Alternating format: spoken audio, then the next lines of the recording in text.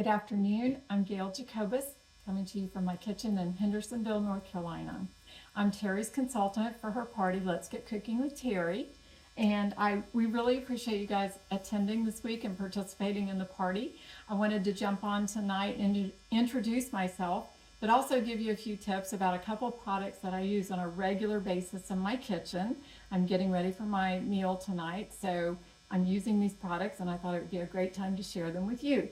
So I also wanted to share with you our catalog and tell you about the link that is in the description of the party. Up at the top you'll see description, and it has right at the very top of that little paragraph, it's got the link to Terry's party on my Pampered Chef website. Now there you'll be able to shop, you'll be able to see items that are in our catalog and be able to include them with your order that will ship out as soon as you hit submit.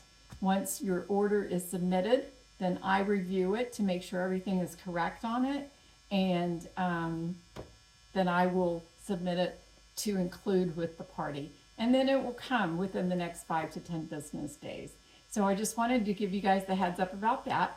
Today I am going to be demonstrating our food chopper.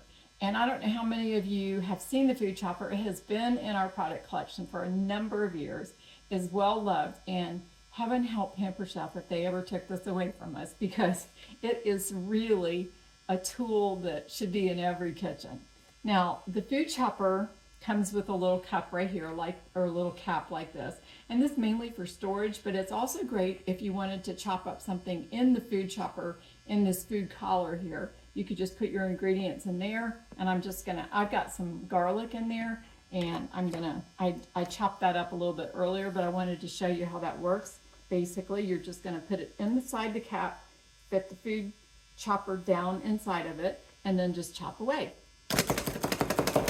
So like I said, I've already chopped up my garlic for this recipe, and I'm gonna keep that separate from my onion because I don't want it to be in the pot sauteing as long as the onion will, because it will start to burn and turn brown, and then it gets a real bitter taste. It's just not something that you really want in your recipes. You only want to saute garlic for maybe about 45 seconds tops, until you start smelling the fragrance of the garlic.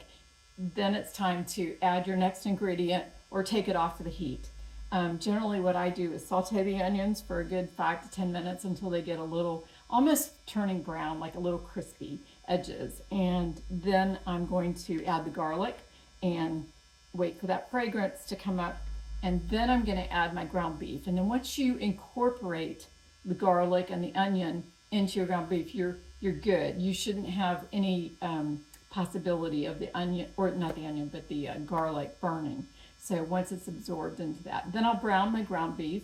And the product that I wanted to share with you when I'm going to be doing that, when I get to that stage a little bit later on this evening, will be the mix and chop. And if you haven't seen that in action, OMG, that is like one of my favorite kitchen tools.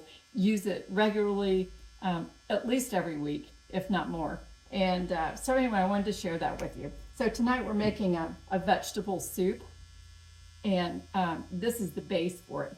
But to start it out, I start with the sauteing the onion, add the garlic, then the meat, then the sauce, and mix it all up and let it simmer for a little bit. And of course, then we're going to serve it with some cornbread, because that's what you do in the South. So let me show you how we do the onion. So I have sliced up an onion, and this is a small piece I have left. I've already done some of the onion.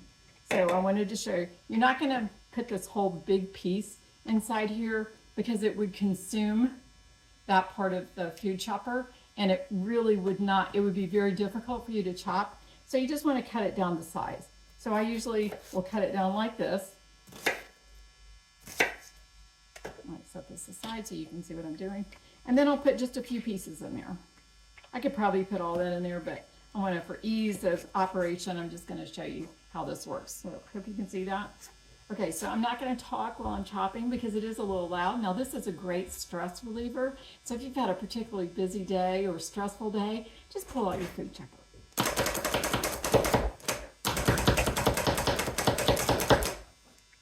So there you go. So you've got chopped onion, and here is the last little piece.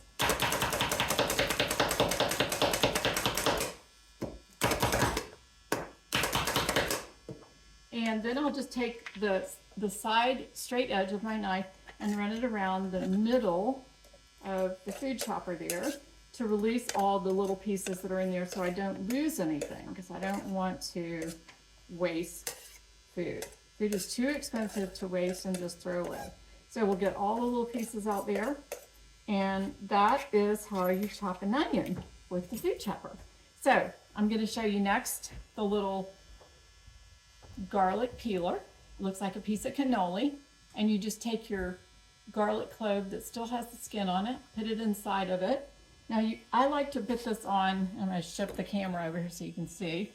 I like to put this on the countertop because I think that's where it gets the best release from the skin. You want to wait until you hear the garlic like cracking. So that's kind of the key that it's all done properly. And you don't have to worry about the skin sticking to your fingers. And again, I have the garlic that I've already chopped up a little earlier, and I'll just put that over here on this side of the mat. And I'll show you how we just do the garlic. It's very simple. I use the cap to do the garlic in. I could just chop it on top of the flexible cutting mat. That's easy to do too. It's just in a separate little section. So I'm going to put it right in there and just put my food chopper right inside the top. And there you go. So now we have the final little bit of garlic, and it's all chopped up exactly the way I want it. Now when I get ready to put this in my pan, it'll be easy to just pick up my cutting board and slide the straight edge of the knife into the oil that I'll have preheating on top of the oven. So I hope that you guys will benefit from the little demonstration that I did tonight. And like I said, I'll do another little video in a little bit with my mix and chop, showing you how I break up the hamburger. The ground chuck is like a game changer when you're trying to break up meat in your skillet or your pan. So thanks for joining us, and we will see you soon.